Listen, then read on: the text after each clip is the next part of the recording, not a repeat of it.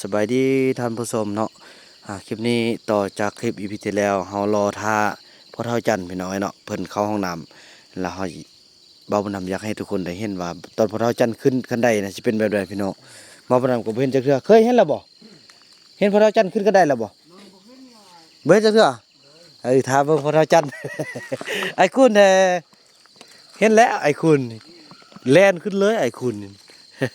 ตอนนี้เราจะรอท่าเบิ่งพ่อเฒ่าจันทร์พี่น้องเอ้ยเพิ่นสิขึ้นแบบใดเนาะอะไรทานเพิ่นเป็นห่วงว่า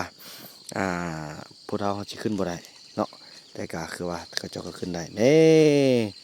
โอ้สักเครื่องเนอะนี่เขาเจ้าก็เปลี่ยนกันพี่น้องฮู้จักเวียกจักงานแล้วพุทธท่านเฮ็ดดังนั้น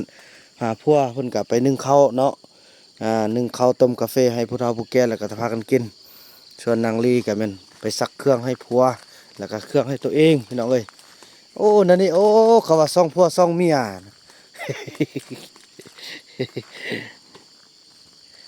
เครื่องก็สบายแล้วอยู่หม้อเนาะโอ้โถบัดนี้ซักอันนั้นเด้อแบบว่าอัพมื้อใดซักมื้อนั้นเขาปะต้นไล่แล้วมันไล่โพดเนาะนี่นะเนาะ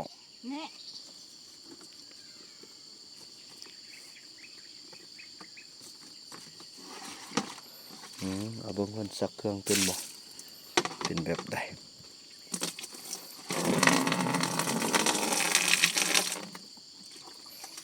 ห้องลาวห้องอันนั้นหมดแล้วพี่น้องเอ้ยเกี่ยมได้มื้ออื่นได้ไปห้องเพลงอีกเด้เนาะ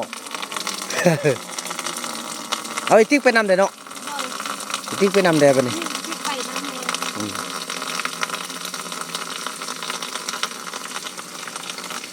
ซ่อนบุญรอดเข้าสู่สังคมได้พี่น้องเอ้ย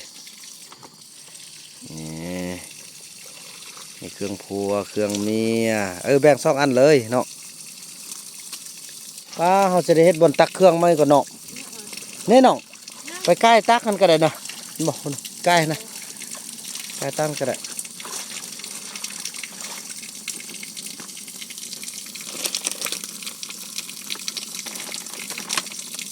น้ำมันไล่พอดีน้อง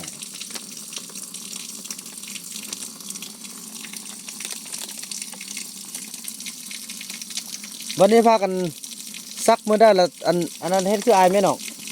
อาบซักก้อนลองซักไปให้กูมัดแล้วนี่จะมาพูดซัก น้ำลายโพดนั่นน่ะยังบ่เป็นยังเนาะซ่อนรถซ่อนช่วยกันเนาะเบิ่งอันนั้นบ่แม่นลายแล้วเด้อน้ำมันต้นนั้นน่ะลายมันก็บ่ออกกอนั่นสร้างซักแล้วเด้พี่น้องเอ้ย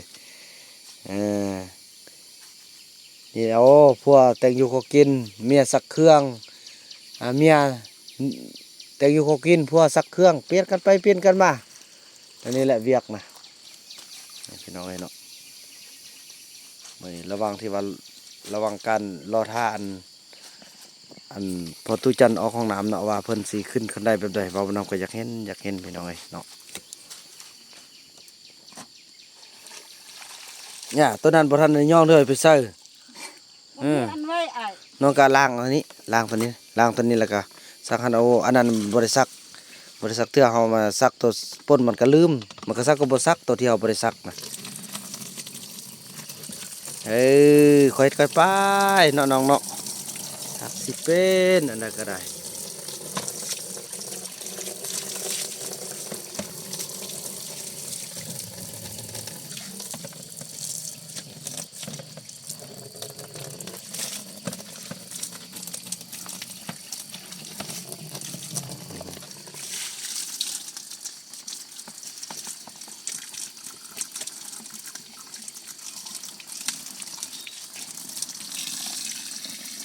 วางไว้ทางนี้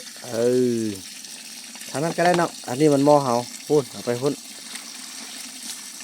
อะไรวะทำไมไม่ฟัง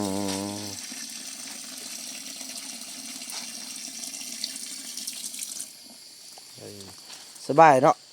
บ่มีอันบ่ท่าฟ้าแดดฟ้านั่นเลยเนาะนั่นแหละมีแต่พากันหาเงินหัน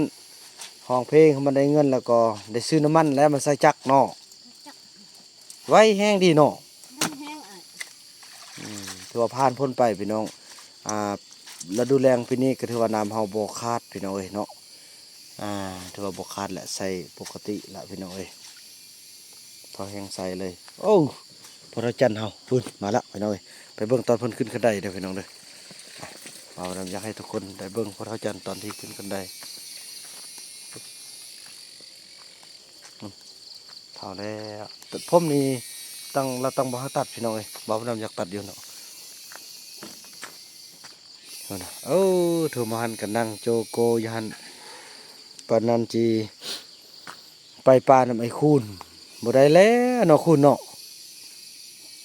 ไอ้คูนพระจันทร์นี่สิไปป่าได้บ่หึ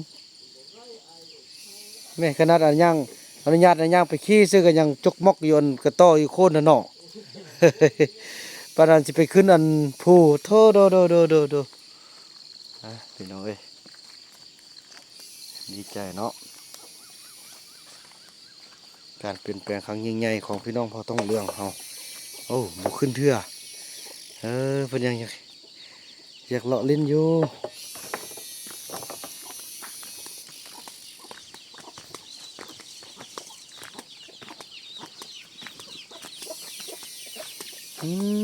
โอ้เพิ่นนั่งเฮือนเก่าเด้อตอนช่วยลองนั่งลิ้นนี่ก็ได้เนาะเมื่อยเด้อเออสตุปเนี่ยก็สตุปสต็อปสตุป สตุปแปลว่าเมื่อยเจ็บเอวสตุปพอสิเห็นเพิ่นขึ้นกันได้สมันบ่นั่นซับเอาเคยเฮากะมีเขาแล้วเนาะเมียก็สักเครื่องสาวติ๊กขึ้นอยากได้เด้อยากได้ผัวมาช่วยเฮ็ดแบบนี้พี่น้องเอ้ยแต่ว่ารอต่อไปสาวติ๊กก็ได้พี่น้องเอ้ยพุ่นไม่เท่าเพชรจูดไม้มอดหันเลยเด้อพี่น้องเอ้ยโหเป็นชนิดพากันจูดบ่ได้เสียเงินเสียคำคานเอารถฟอร์ดก็บ่ฮู้ว่าหมดเท่าใดเขาเจ้าก็บ่ทันบอกเทื่อพี่น้องเอ้ยเนาะเบิ่งตอนต่อไป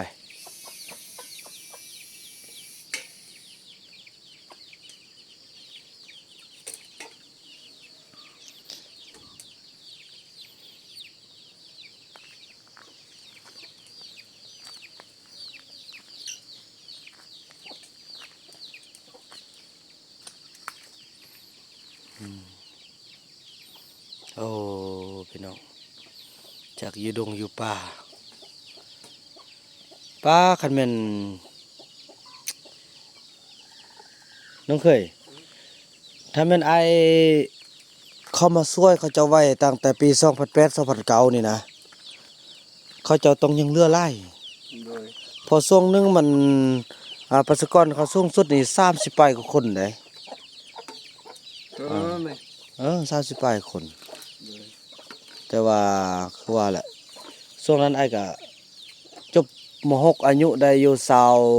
23ปีคือว่าเฮาก็บ่ทันคิดว่าสิมาบ่คิดบ่ฮู้น่ะแล้วก็อยู่บ่ฮู้ว่า YouTube มันยังซำนะมีแต่ว่าฟังเพลงซื่อพี่น้อง YouTube Facebook นะคันว่าฮู้ว่าโอ้มี YouTube มีหยังต่างเป็นการที่ว่าสร้างรายได้เพื่อเสริมชีวิตแล้วก็เป็นการช่วยเหลือได้นี่โอ้ยพี่น้องเข้ามาแต่ตอนนั้นก็ยังไล่มาฮอดตอนนี้ก็คนที่ตามบ่แม่นฮอดเป็นล้านคนแล้วบ่เนาะแต่คือว่าแล้วพี่น้องมาซาดีกว่าบ่มาเนาะแล้วก็มาช่วยเขาเจ้าทันดีกว่าบ่ได้ช่วยพี่น้องเอ้ยช่วยได้เท่าที่จะช่วยได้บางเทื่อคันมาทันตอนนั้นมันสำลายโพดสัมภาระสิยุ่งบางเทื่อก็อาจจะเกิดการสับสนอีหยังต่างหลายอย่างบางเทื่อเฮาต้องยอมรับในสิ่งที่ฟ้ากำหนดมาแล้วล่ะพี่น้องเอ้ยบางเทื่อเพิ่นมอบให้ซำนี้ผู้เดียวดูแลซำนี้ก็โอเคละจะว่าละมันไปประมาณนั้นแหละพี่น้อย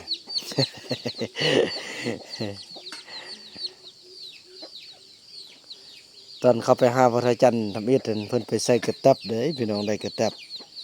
แกงอันนั้นให้กินโอ้ยข่าวขนาดพี่น้องความข่าวความจางขี้ปลาเพิ่นไปห้าน่าจะเป็นห้าอยู่น้ำห้างอยู่ยังใดบอกมาแกงปะเป็นอาทิตย์ติบอกว่าเราคิดว่ามันขี้ปลายังแซ่บๆมาเมื่อ แบบอยู่บ้านเฮาน่ะเปานำก็เอาเขาไปคุยงับจนป้าสิหักออกเลยก็ซำเฮาคิดว่าเฮาซื้อใจเขาแบบว่าอยากให้เขาฮู้เขาก็บ่ขี้เดียดอิหยังต่างเฮานะจ้าเป็นอดกันกลืนได้พี่น้องเอ้ยกลืนแท้ๆนี่แหละจนบ่เคี้ยวเลยนะบุบลื่นเลยนะพี่น้องเอ้ยเหม็นขนาดข้าวที่สุดแบบขี้ป่ามันบ่มีเกลือไปงัวเด้ส่งนั้นน่ะแล้วเขาก็บ่ฮู้ว่าใส่เกลือไปงัวเด้มีแต่ บ่แม่นต้มซำติต้มต้องแม่นต้มแล้วปะมันดนมันสิเน่าพี่น้องเอ้ยเนาะผ่านมาแล้วพี่น้องเอ้ยอันหายอันบ่ดีหยังต่างๆก็ผ่านมาหมดละก็ย้อนว่าสู้ไปด้วยกันจนฮอดจุดนี้โอ้ดีใจเนาะใจนำพระจันทร์นั่นแหละพี่น้องเอ้ยเนาะหุ่นสาวติ๊กสาวมุกลูกละคลิปนี้บ่าวมานำจะขออนุญาตจบคลิปกันซ้ำนี้ก่อนบ่ทันเห็นเพิ่นซ้ำพี่น้องเอ้ยเพิ่นสิขึ้นก็ได้เพิ่นเสมอน่าจะดนเนาะก็บ่เป็นหยังเนาะเอาเป็นโอกาสหน้าสำหรับคลิปนี้บ่าวมานำขออนุญาตกล่าวคำว่าสบายดีโอ้เมทาแพทย์เพิ่นปิ้งซีนกินได้นี่พี่น้องเอ้ยเนาะนี่ เนาะ